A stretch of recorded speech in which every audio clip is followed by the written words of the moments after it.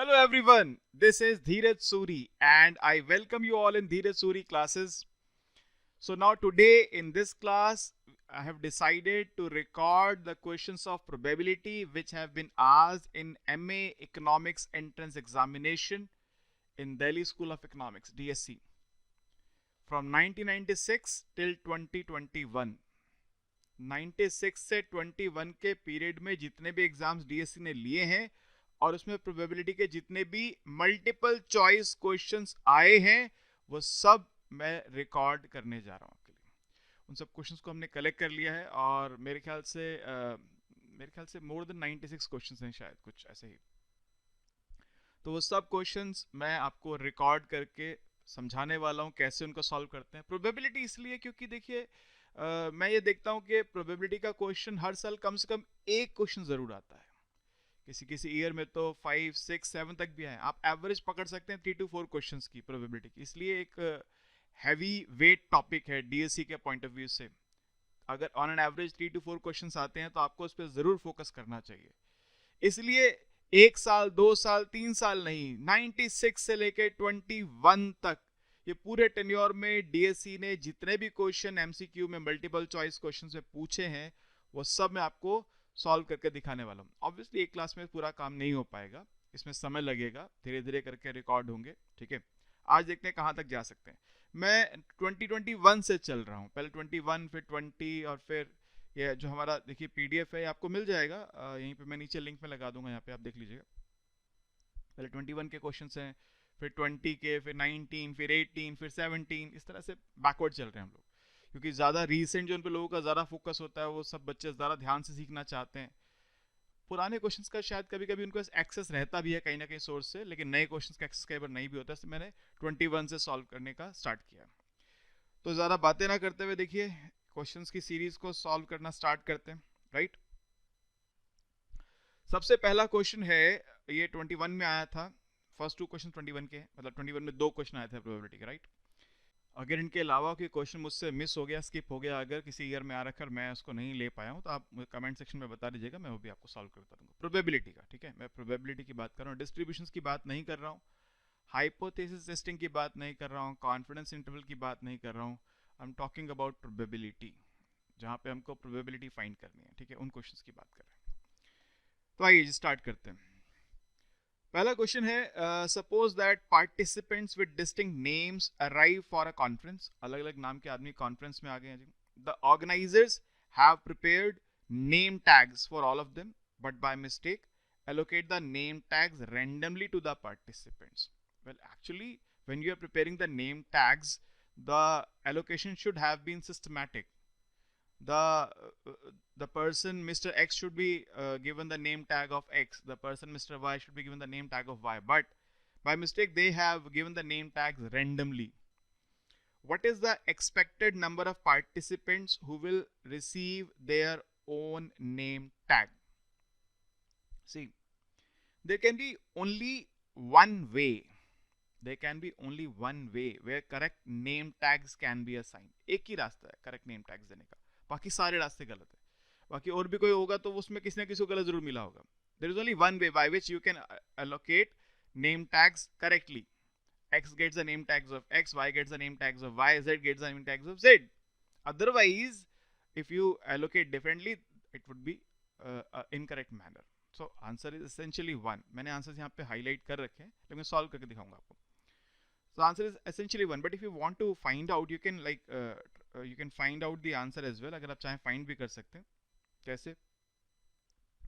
Suppose there are n persons. So probability of I am getting my name tag is 1 by n, because I'm a unique person out of the n persons. So favorable chance is 1. Total there are n persons, so I can get any name tag randomly out of those n, so probability is 1 by n. So first person, it is a single person, the probability of name tag is 1 by n. You know how to find the expectation, p1 into x1 plus p2 into x2 plus p3 into x3 and so on.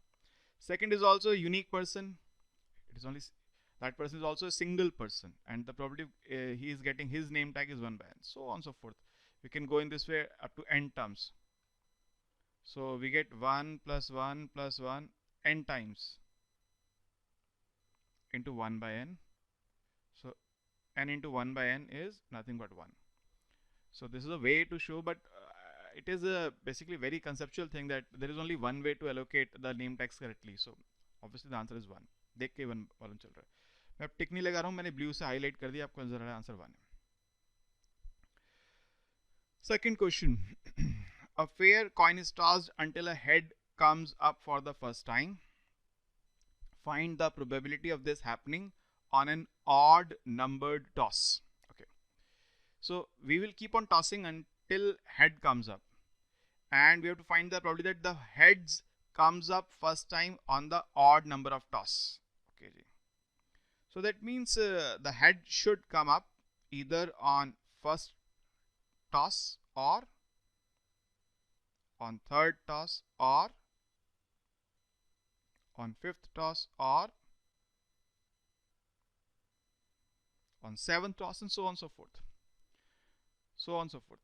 So we have to find the probability that odd is coming at odd number of toss. Heads is coming at odd number of toss. So required probability. If it comes on the first toss, then the probability is certainly 1 by 2. Or means plus.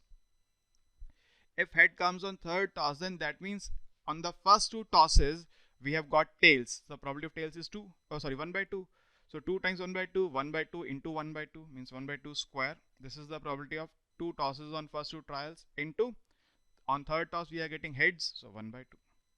Or head comes up on fifth toss, that means on the first 4 tosses we are getting tails, 1 by 2 into 1 by 2 into 1 by 2 4 times, 1 by 2 power 4 into 1 by 2, and this goes on, so on and so forth. Now you can clearly see this is a geometric progression and it is infinite. So it is infinite geometric series. And what is the sum of infinite geometric series? Infinite geometric series has sum a upon 1 minus r. R is common ratio, a is the first term. Here a is 1 by 2 and common ratio is second term upon first term kar lijiye ya third upon second kar lijiye. So r is 1 by 2 square means 1 by 4. So what is sum infinity? 1 by 2 upon 1 minus 1 by 4, 1 by 2 upon 3 by 4. So I can say it is 1 by 2 into 4 by 3, that means 2 by 3. So the probability that first time heads will come up on odd toss is 2 by 3. Required probability is 2 by 3. Clear? Right? Okay, the answer is 2 by 3. Fine. So 21 में 2 question आए थे, दोनों कर दिए. ठीक है, 20 में चलते हैं. 2020 में 1 2 3 4 क्वेश्चन आए थे. ठीक है जी. Okay. Now third question. A coin toss has possible outcomes heads and tails with probabilities 3 by 4 and 1 by 4. मतलब fair coin नहीं है. यहाँ पे biasness है. Heads की probability ज़्यादा है tails से. ठीक है. A gambler observes a sequence of tosses of this coin until H occurs. Let the first H occur on the nth toss. ठीक है जी. If n is odd, gambler's price is minus 2 raised to power n. And if n is even, gambler's price is 2 power n. What is the expected value of the gambler's price? ये पिछले question से एक कदम आगे का question है. एक नहीं 2 कदम आगे. एक तो इसमें डिफरेंस हो गया कि जो प्रोबेबिलिटीज हैं 1 by 2 1 by 2 नहीं है, 3 by 4 1 by 4 है. और दूसरा यहाँ पे क्या है, ऑड आने का पे ऑफ निकालना है, इवन आने का पे ऑफ निकालना है, फिर नेट पे ऑफ निकालना है. ठीक है. अगर ऑड में हेड्स आया तो गैम्बलर को नुकसान होगा minus 2 raise to power n, यानी उसको यहाँ पे लॉस होगा. और अगर इवन में आया तो उसको प्रॉफिट होगा 2 रेज़ टू पावर n. तो नेट उसको क्या मिल रहा है ये हमको देखना है. आइए जी देखते हैं इस बात को.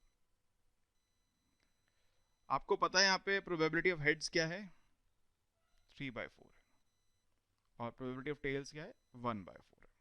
ठीक है. पहले हम ये निकालते हैं कि हेड जो है वो ऑड टाइम्स में आया है. If head appears on odd number of trials, then it will appear either on first trial or, जैसे मैंने अभी बताया था, third trial or fifth trial or so on so forth. और इस केस में यहाँ पे क्या होगा, उसको एक पे ऑफ भी बियर करना है और वो ऑड आने पर उसका नेगेटिव पे ऑफ है minus 2 raise to power n. तो एक्सपेक्टेड पे ऑफ ऐसे लिख देता हूं, एक्सपेक्टेड पे of when n is odd. अगर n ऑड है तो एक्सपेक्टेड पे ऑफ क्या होगा, यही देखते हैं। अगर पहली बार में हेड्स आ गया तो उसकी प्रोबेबिलिटी क्या है, 3/4, और उसको पे ऑफ क्या मिलेगा, -2^1, क्योंकि पहली बार में आ गया -2^n है। और अगर तीसरी बार में आया, थर्ड टाइम में आया, तो फर्स्ट 2 टाइम्स तो टेल्स आया होगा, बताया था थोड़े पिछले क्वेश्चन में, बताया था आपको फर्स्ट 2 टाइम्स क्या होगा, टेल्स। तो 1/4 इंटू 1/4, 1/4 का स्क्वायर इंटू, अब थर्ड टाइम में हेड्स आने का चांस 3/4, ये तो हेड्स आने की प्रोबेबिलिटी है। और एक्सपेक्टेशन कैसे निकालते हैं, प्रोबेबिलिटी इंटू जो पे ऑफ है। एक्सपेक्टेशन आप पढ़ते ना क्या, P1 into x1 plus P2 into x2 plus so on so fourth. तो मैं प्रोबेबिलिटी निकाल के इंटू एक्सपेक्टेशन मल्टीप्लाई कर रहा हूँ। थर्ड अटेम्प्ट में अगर उसको मिल रहा है हेड्स, तो उसका पे ऑफ क्या होगा, उसका पे ऑफ होगा -2^3। ऐसे ही अगर फिफ्थ में मिलेगा उसको हेड्स, तो पहली 4 बार तो टेल्स आएगा, पहले फिफ्थ की प्रोबेबिलिटी निकालते हैं। 4 बार टेल्स मतलब 1/4^4 इंटू फिफ्थ में हेड्स आने का chance 3/4 into -2^5, and this goes on like this. ठीक है जी, तो देखिए क्या आएगा, ये -3/2, और देखिए ये माइनस तो ऑब्वियसली रहेगा यहाँ पर, 3 भी रहेगा यहाँ पर, इसकी बात कर रहा हूँ मैं यहाँ पे, I am talking about this thing. इसको देख रहे हैं, ये 2 का क्यूब होता है 8, और नीचे आ रहा है 16 इंटू 4, तो 8 से 16 कैंसिल हो गया, 2 और 4 2 आर 8, -3/8, सॉरी -3/8। फिर नेक्स्ट टर्म की बात कर लेते हैं, इसको भी देख लेते हैं एक बार। Let us talk about this term. ये भी नेगेटिव में ही रहेगी पहली बात, तो -3 भी रहेगा ऊपर।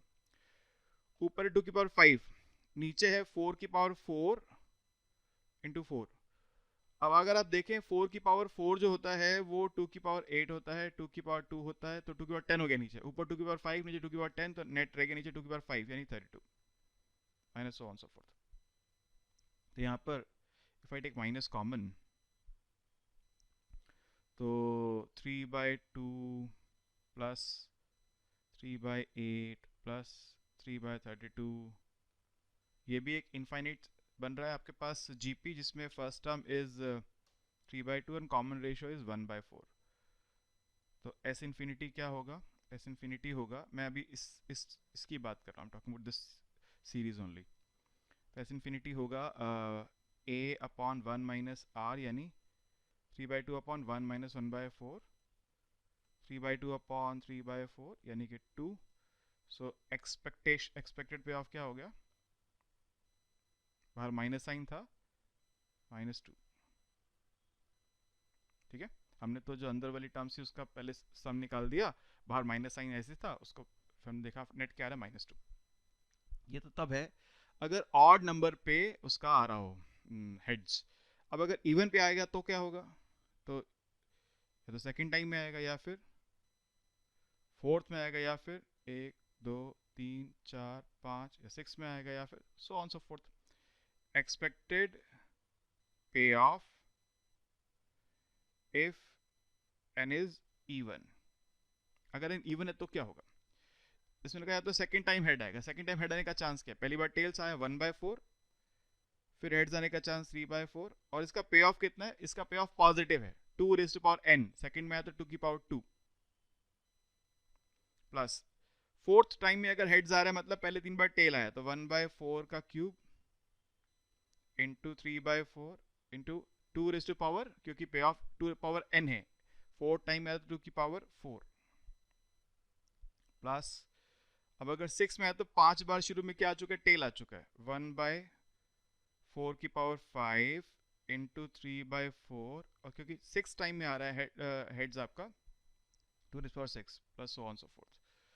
तो उसको अगर सिंप्लीफाई करें तो सर ये 2 का स्क्वायर 4 होता है, एक 4 कैंसिल, 3/4 बच गया, प्लस 3 तो बचेगा ही, ऊपर 2^4 है, नीचे 4 का क्यूब, 4 मतलब 2^6, और 4 मतलब 2^2, 2^8 है नीचे, ऊपर 2^4 नीचे 2^8, तो नेट बच गया 2^4, 2^4 मतलब 16, 3 यहाँ भी बचेगा, ऊपर 2 पावर 6 है, नीचे ये 4 पावर 5 मतलब 2 की पावर 10 इंटू 2 की पावर 1, 2 की पावर 12 हो गया।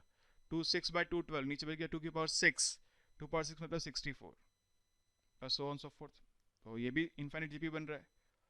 तो ये भी क्या बनेगा, a अपॉन 1 माइनस आर, यहाँ पे a है 3/4। कॉमन रेशियो कैसे निकालते हैं सर, मैंने बताया second term upon first term कर लीजिए, 1/4 आ रहा है, 1 माइनस 1/4, सो 3/4 विच इज 1। तो एक्सपेक्टेड पे off if n is even क्या आ रहा है,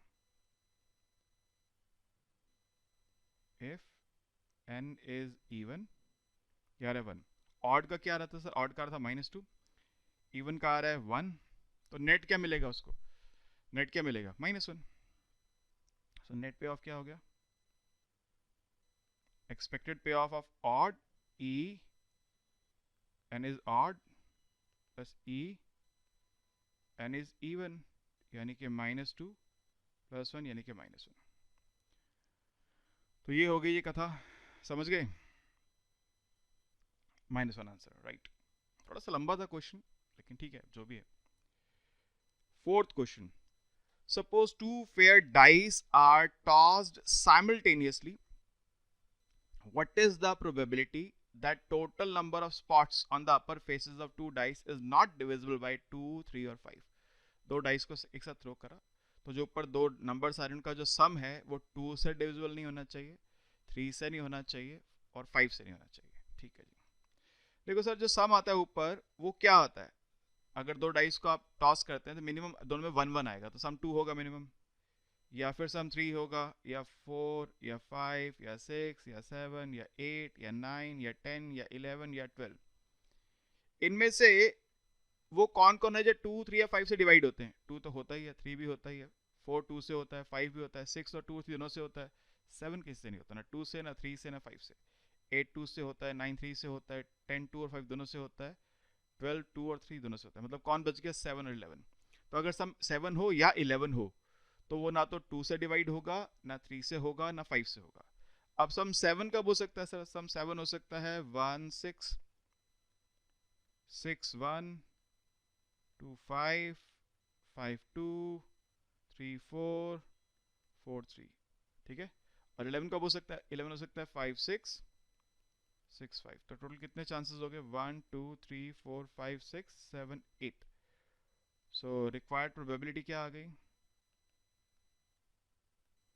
8 अगर आप पेयर ऑफ डाइस रोल करते हैं, टॉस करते हैं, तो क्या होता है उस केस में 6 स्क्वायर आउटकम्स होते हैं, 36 आउटकम्स होते हैं। सो 4 2s are 8, 4 9s are 36, 2/9 is the answer। Simple question था जी, right, 2/9। Okay, question number 5, a student is answering a multiple choice examination. Suppose a question has m possible answers, the student knows the correct answer with probability p. If the student knows the correct answer, then she picks that answer, otherwise she picks randomly from the choices with probability 1/m. Given that the student picked the correct answer, the probability that she knows the correct answer is this।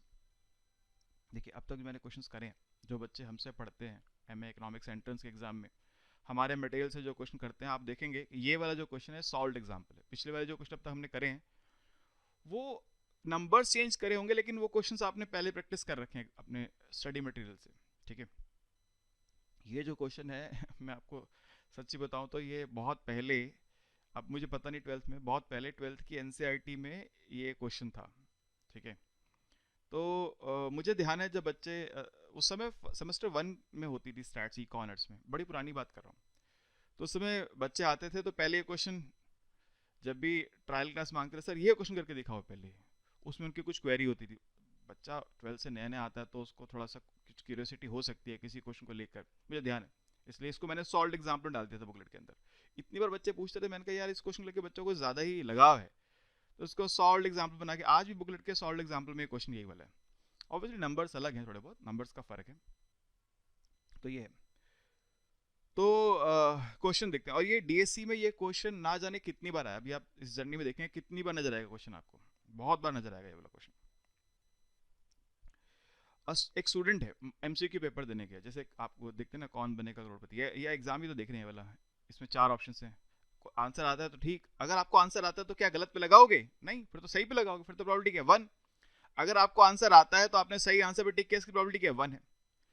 लेकिन अगर answer नहीं आता तो क्या करोगे? क्या करोगे? अक्कड़ बक्कड़ बम्बे बो 80 90 पूरे 100, ऐसे ही करोगे ना। और क्या करने वाले हो फिर? अगर मान लो सपोज नेगेटिव मार्किंग नहीं है तो फिर तो यही करने वाला है बच्चा, कुछ ना कुछ मैकेनिज्म लगाएगा, पेन घुमाता रहेगा, जहाँ रुकेगा जाके उस मार देगा टिक। ऐसे ही करते हैं बच्चे अक्सर। तो यही क्वेश्चन है वो, कि अगर उसको आंसर आता है, उसको आंसर आता है, इसकी प्रोबेबिलिटी है पी, स्टूडेंट नोज आंसर की प्रोबेबिलिटी है पी। लेकिन उसको अगर नहीं आता तो वो रेंडमली चूज करने वाली है, उसकी प्रोबेबिलिटी क्या है? 1/m, क्योंकि m ऑप्शंस है। जैसे नॉर्मली 4 ऑप्शंस होते हैं एमसीक्यू में, इसमें m ऑप्शंस है, तो प्रोबेबिलिटी होगी 1/m। Given that the student picked the correct answer, the probability that she knew the correct answer. तो एक तो नजर आता है कंडीशनल प्रोबेबिलिटी, एक चीज गिवन है, दूसरी प्रोबेबिलिटी निकालने को बोल रहा है। अब देखना, given that the student pick the correct answer, एक बात तो ये गिवन क्या है कि स्टूडेंट ने करेक्ट आंसर पिक किया है।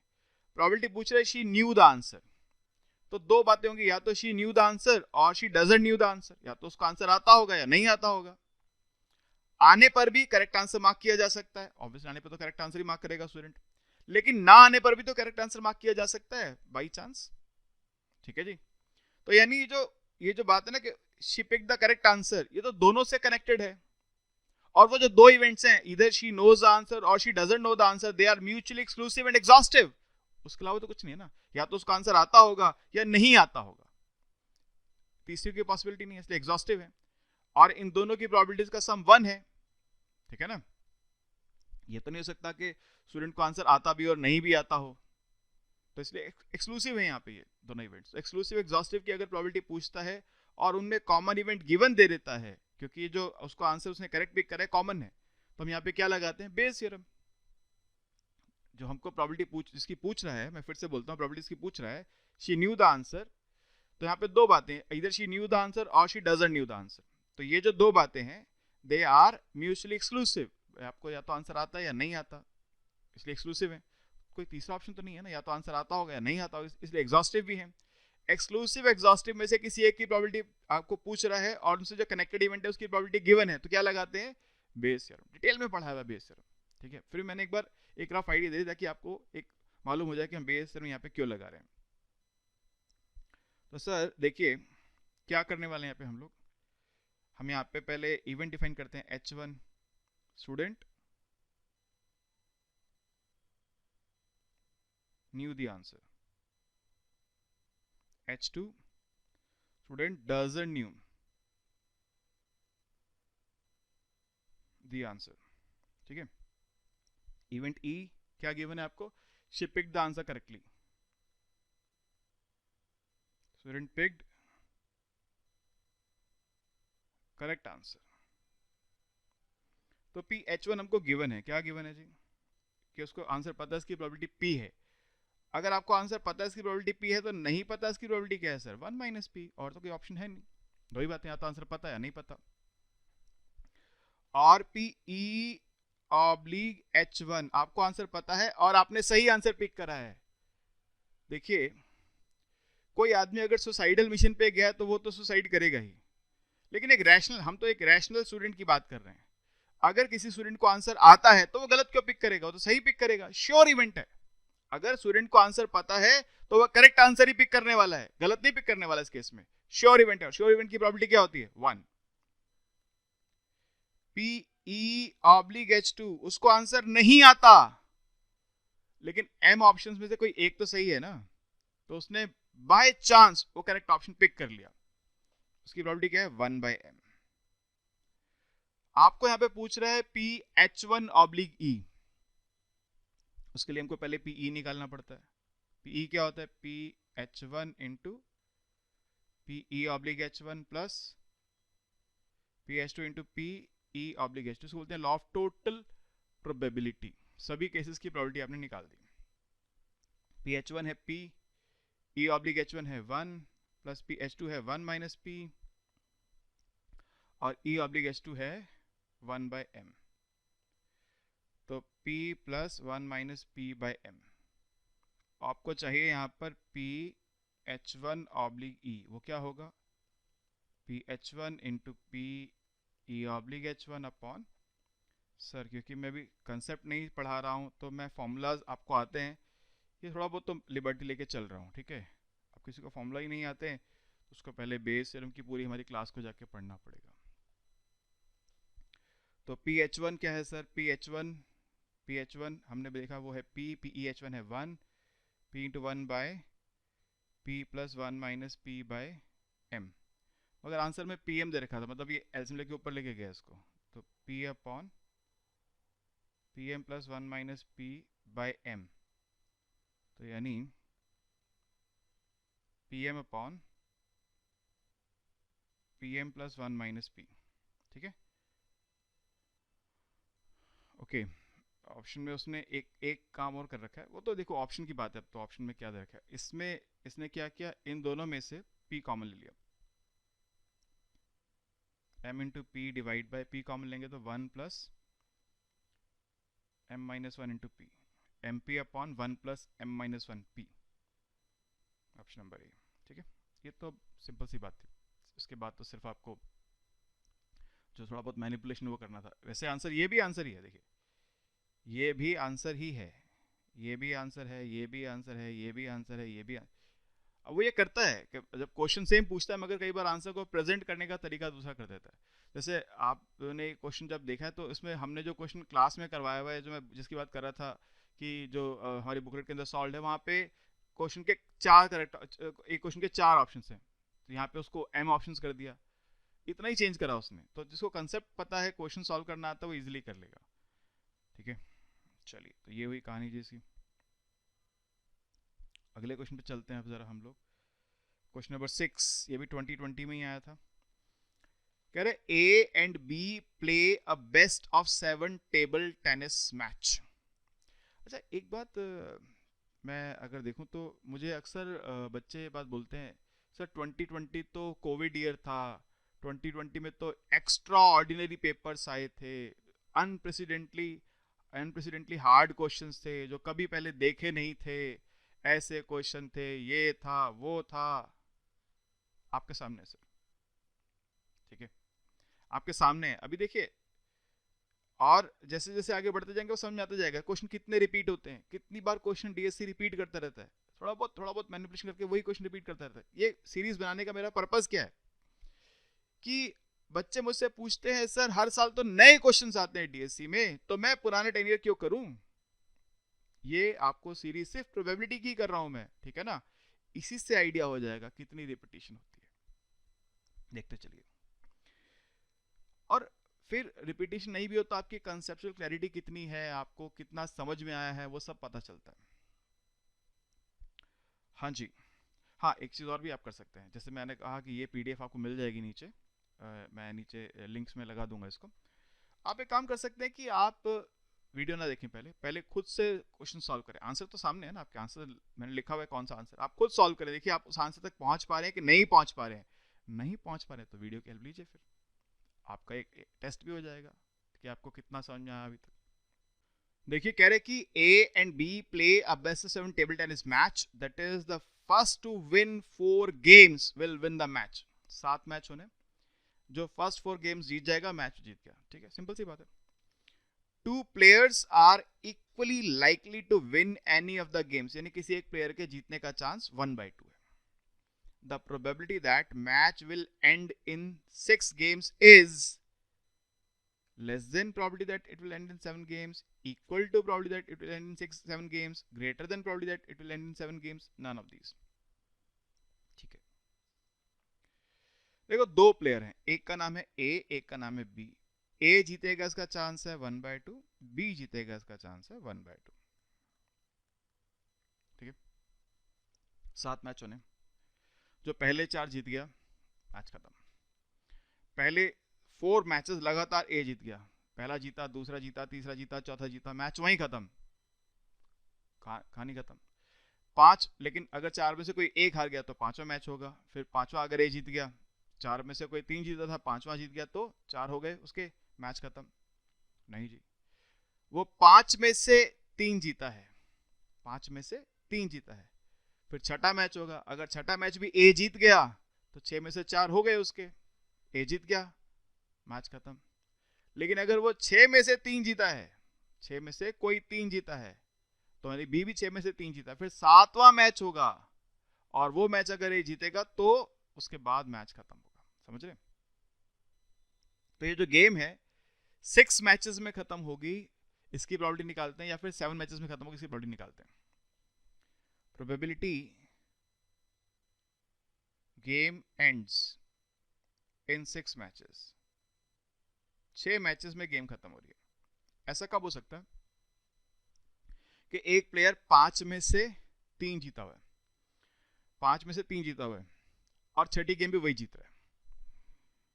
Probability player has one 3 out of 5 games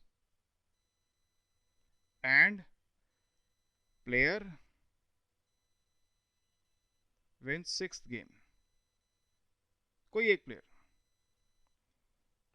5 में से 3 गेम जीते हैं आप, तो वैसे तो ये क्वेश्चन मुझे बाइनॉमियल डिस्ट्रीब्यूशन में कराना चाहिए था, अब यहाँ लगा दिया तो करा रहा हूँ। ठीक है, 5 में से आप 3 गेम जीते हैं, तो यहाँ पे हम लगाएंगे बाइनॉमियल डिस्ट्रीब्यूशन। 5 में से P X is equal to r की प्रॉपर्टी पता है ना, वो क्या होती है? P X is equal to r n C r q raise to power n minus r p raise to power r, याद है? ठीक है, तो 5 में से 3 जीते हैं तो एन 5 है, 5 सी 3 क्यू। आप गेम हारेंगे, इसकी property 1/2, 1/2 power 5 minus 3 into P, आप गेम जीतेंगे, इसकी प्रॉपर्टी 1/2, 1/2 पावर 3 इंटू 6 गेम जीतेंगे आप। 6 गेम तो कोई एक गेम ही है ना, वो तो कोई एक गेम है, नंबर है गेम का 6, लेकिन है तो कोई एक गेम। उस एक गेम को जीतने का आपका चांस क्या है? 1/2, क्वेश्चन बोला बराबर चांस दोनों का 1/2। तो 5 से 3 होता है 10 इंटू 1/2 की पावर 2, 1/2 की पावर 3, तो 1/2 की पावर 5 इंटू 1/2, तो 2 से 5 कैंसिल हो गया, 2 से 10 कैंसिल, 5/2 की पावर 5 32। तो गेम 6 मैचेस में खत्म होगी, इसका चांस क्या है? 5/32। ठीक है, अब ये चेक करना है अगर 7 मैच में गेम खत्म होगी उसकी प्रोबेबिलिटी क्या है, क्या वो इसके बराबर है या इससे ज्यादा है या इससे कम है, चेक करना है।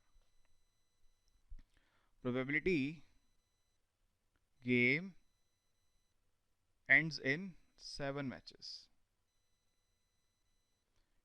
ऐसा कब होगा कि गेम 7 मैचेस में जाके खत्म हो? गेम 7 मैचेस में जाके तब खत्म होगी अगर 6 में से कोई 3 एक प्लेयर जीता है। Probability player has won 3 out of 6 games and फिर यही प्लेयर 7वीं गेम भी जीत जाता है। प्रोबेबिलिटी प्लेयर, सेम प्लेयर, मैं सेम लिखना भूल रहा हूँ, same player 1 7th game.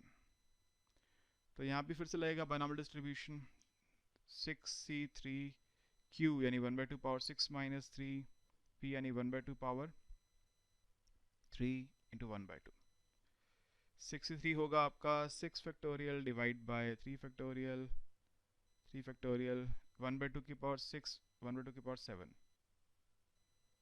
6 factorial होगा 6 into 5 into 4 into 3 factorial divide by 3 into 2 into 1 into 3 factorial into 1/2 raise to power 7। ये 3 2 ज़र 6 कैंसिल, ये कैंसिल, ये 2 का स्क्वायर है, ये कैंसिल होके 5/2 की पावर 5 यानी 5/32। तो दोनों की प्रोबेबिलिटी सेम आ रही है, इसकी भी 5/32, इसकी भी 5/32। तो गेम 6 मैचेस में खत्म होगा इसका चांस 5/32, गेम 7 मैचेस में खत्म होगा इसका चांस 5/32, दोनों बराबर है। ओके जी, इक्वल प्रोबेबिलिटी, राइट। तो वैसे तो ये क्वेश्चन बाइनोमियल का था, मगर चलो कोई बात नहीं, थोड़ा बहुत तो चलता है। अब 2019 के क्वेश्चन आ गए 7, 8, 9। ये देखो 10th क्वेश्चन तो वापस अभी बताया था ना, मल्टीपल चॉइस क्वेश्चन वाला, करूंगा नहीं अब मैं इसको, वही क्वेश्चन है देखो। 10th क्वेश्चन देखिए, अभी 10th पे आऊंगा तो बताऊंगा, चलो छोड़ो, वही क्वेश्चन रिपीट हो गया। मैं जो कह रहा था आपको, ये कुछ क्वेश्चन जो डीएससी के डार्लिंग क्वेश्चन है, बहुत पसंद है, जब आप देखो तो आप पूछते रहते हैं हर सब्जेक्ट में, ऐसा नहीं खाली स्टैट्स में, हर सब्जेक्ट कुछ क्वेश्चन ऐसे हैं जो उनको बहुत ही पसंद है, ठीक है, बार बार पूछते हैं उन क्वेश्चन को।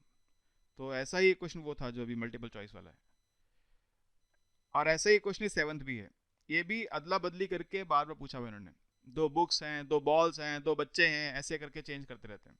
ठीक है, क्वेश्चन क्या देखो, कह रहा है कि family has two children and it is known that at least one is a girl. What is the probability that both are girls given that at least one is girl? अच्छा, at least one is girl दो बार repeat कर दिया, मगर question ये एक girl है, दो बच्चे हैं फैमिली के, उनमें से कम कोई एक गर्ल जरूर है, तो इसकी क्या प्रोबेबिलिटी है कि दोनों गर्ल्स हैं?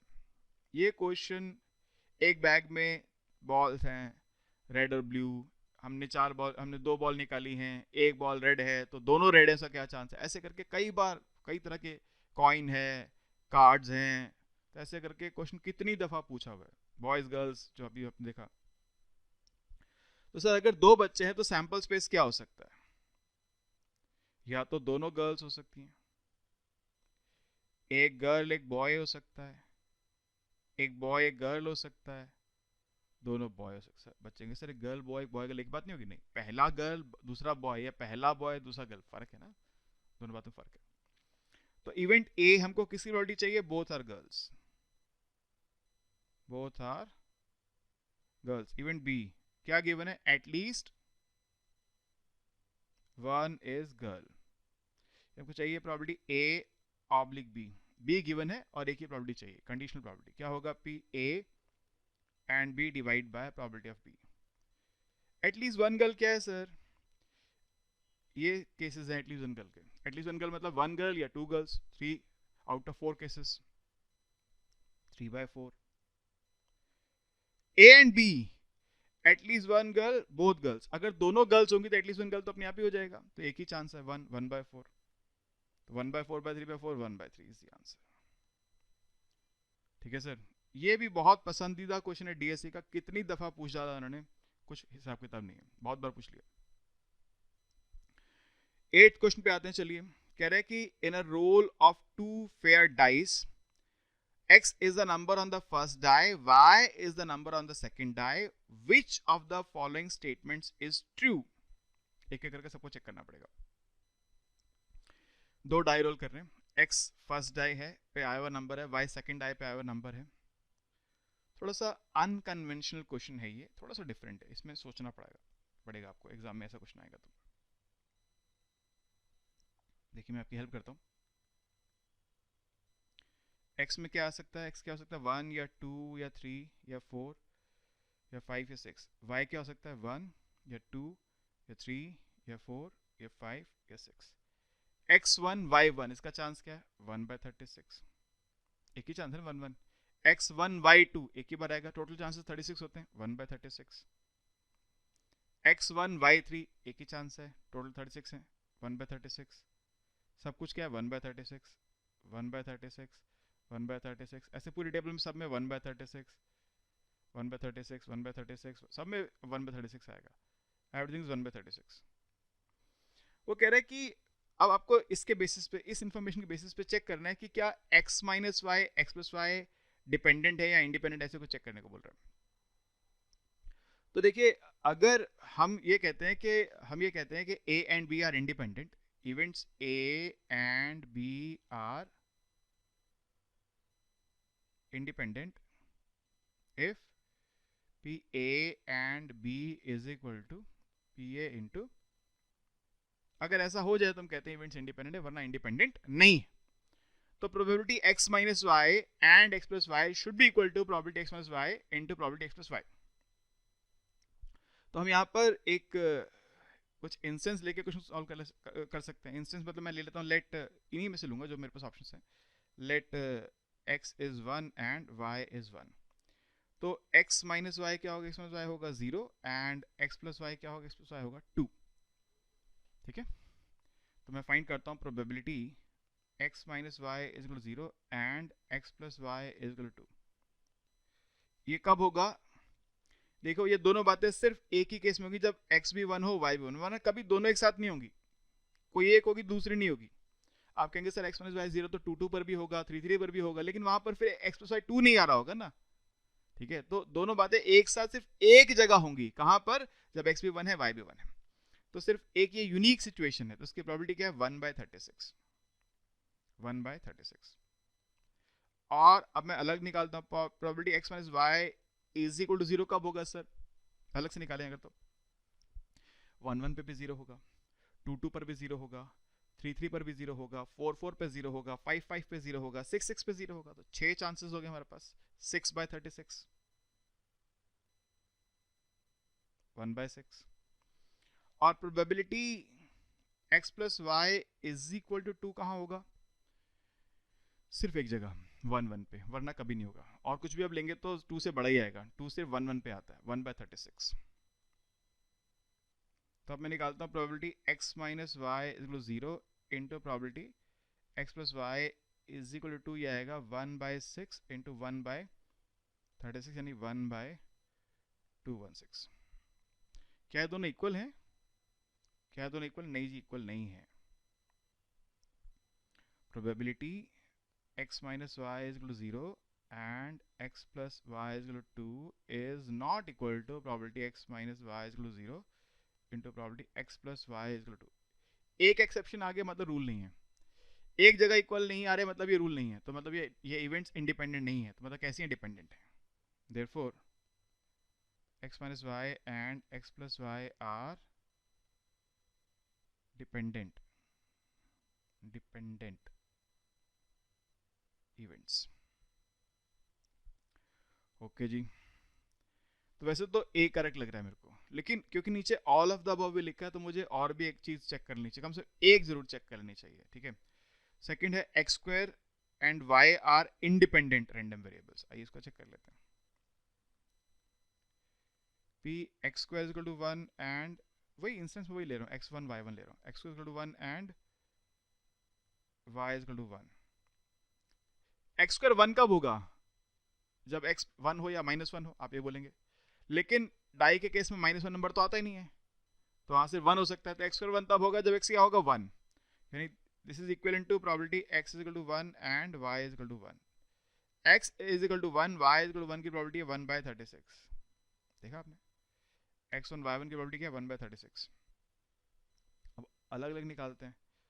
Probability x square is equal to 1 यानी probability x is equal to 1 यानी कि 1/6। Probability y is equal to 1 यानी कि 1/6, क्योंकि x तो फर्स्ट डाई पे आया हुआ नंबर है ना। फर्स्ट डाई पे 1 आने का चांस क्या है? 1/6। y सेकंड डाई पे आया हुआ नंबर, सेकंड डाई पे तो नंबर क्या आएंगे? 1 2 3 4 5 6, वहां 1 आने का चांस क्या है? 1/6। तो probability x equal to 1 into probability y equal to 1, ये होगा 1/6 इंटू 1/6 यानी 1/36। क्या दोनों इक्वल है जी? हाँ जी, दोनों इक्वल हैं। तो यानी ये कैसी इवेंट्स है? इंडिपेंडेंट है। Therefore x square and y are independent. तो सर पहला भी सही हो गया, दूसरा भी सही हो गया, तीसरा अपने आप से होगा। x स्क्वायर y स्क्वायर 1 1 पे चेक कर लूँ। x स्क्वायर 1 तब होगा जब x 1 होगा, y स्क्वायर 1 तब होगा जब y 1 होगा, वही 1/36 आएगा। और इंडिविजुअल 1/6 है, ये भी 1/36 होगा। तो all of the above is the correct answer. Right. 9th question पे आ जाइए सर। 9th कह रहा है कि what is the probability that at least 1 6 appears when 6 fair dice are rolled. वैसे उसको बाइनोमियल से भी कर सकते हैं और अदरवाइज भी कर सकते हैं। एक डाई में 6 आने का चांस क्या है? 1/6। एटलीस्ट 1 6 मतलब 1 माइनस नन। सर समझिएगा बात को। एटलीस्ट 1 क्या होता है? आपको कई बार बताया क्लास में। एटलीस्ट 1 मतलब क्या होता है? 1 माइनस प्रोबेबिलिटी नन, कोई नहीं आया। तो एक बार 6 आया मतलब एटलीस्ट 1 आया, मतलब एक बार भी 6 नहीं आया कि प्रोबेबिलिटी को 1 में से माइनस कर दो। अगर एक बार भी 6 नहीं आया इसकी प्रोबेबिलिटी को आप 1 में से माइनस करेंगे तो क्या आएगा? या तो एक बार 6 आया, या 2 बार, या 3 बार, या 4 बार, या 5 बार, 6 के 6 बार। तो वही कहानी। नन मतलब पहली बार 6 नहीं आया, दूसरी बार 6 नहीं आया, तीसरी बार 6 नहीं आया, चौथी बार 6 नहीं आया, पांचवी बार भी नहीं आया, छठी बार भी नहीं आया। मैंने इसको बाइनोमियल डिस्ट्रीब्यूशन के बिना करा, उससे भी कर सकता था, उसके बिना कर दिया। 1 minus 5/6 raise to power 6, 1 minus 5/6 raise to power 6। ठीक है जी, तो ये आंसर आ गया। गुड। अब 18th में एक ही क्वेश्चन आया था आपके सामने, देखिए एक ही क्वेश्चन आया था। क्या था? और ये वही है, स्टूडेंट ने मल्टीपल चॉइस क्वेश्चन वाला, तो उसको मैं अलग से क्या करूँ? वही क्वेश्चन है, वही आंसर है जो अभी करा था। मैंने बताया कि ये क्वेश्चन कई बार रिपीट होगा, जब नंबर चेंज होंगे तो थोड़ा सा मैं आपको आइडिया दे दूंगा, लेकिन अदरवाइज तो सेम क्वेश्चन है, सब कुछ सेम, बस यहाँ पे इतना फ़र्क कर दिया। वहाँ हमने आपको बताया था कि अगर आपको आंसर पता है तो उसकी प्रोबेबिलिटी 1 होगी, यहाँ उसने दे दिया आंसर पता है, प्रोबेबिलिटी 1 है। समझ गए बात को? तो ठीक है, फिर तो 10 क्वेश्चन हमने कर डाले, 21 से 18 तक पहुंच गए। ऐसे ही 10-15 करते करते हम पहुंच जाएंगे, नहीं थोड़ा सा समय लगेगा सर। देखिए, अगर मैं चाहूँ कि एक ही क्लास में सारे लेक्चर रिकॉर्ड कर दूँ तो फिर आपको अगर क्वेश्चन ढूंढना होगा तो भी फंस जाओगे, कौन सा वो क्वेश्चन है कहाँ, कौन सी ड्यूरेशन पे ढूंढने में टाइम बहुत लग जाएगा। इसलिए 10-15, किसी क्लास में 10, किसी में 15, डिपेंड करता है क्वेश्चन की लेंथ कितनी है। ऐसे करते करते हम एंड तक पहुँच जाएंगे। ठीक है, लंबी जर्नी, पूरी प्रॉपर्टी सॉल्व करनी है। इसके बाद फिर अगर आप लोगों ने कहा, कमेंट्स में लिखा और आपने बताया कि हाँ सर अच्छा लग रहा है, आप SSS के भी, JNU के भी कर दीजिए, ISI के भी कर दीजिए, तो एक लंबा सफ़र है, चलते चलेंगे धीरे धीरे। ठीक है, तो अभी की क्लास में इतना ही, राइट। और इसके आगे फिर नेक्स्ट क्लास जल्दी ही मैं अपलोड करूँगा, जिसमें आगे क्वेश्चन सॉल्व करके आपको दिखाऊंगा। किसी बच्चे को कोई बात अगर समझ नहीं आई है, कुछ क्वेरी है अगर कुछ, तो नीचे हमारा व्हाट्सअप नंबर है, कॉल नहीं कीजिएगा प्लीज़। क्या होता है, कॉल में अक्सर पिक नहीं कर पाता हूँ क्योंकि मैं अदरवाइज़ बिजी रहता हूँ बहुत, कभी क्लास में, कभी किसी और काम में। और व्हाट्सअप करेंगे तो मैं या मेरी टीम में से कोई आपको रिवर्ट कर देगा, राइट। Okay, thank you.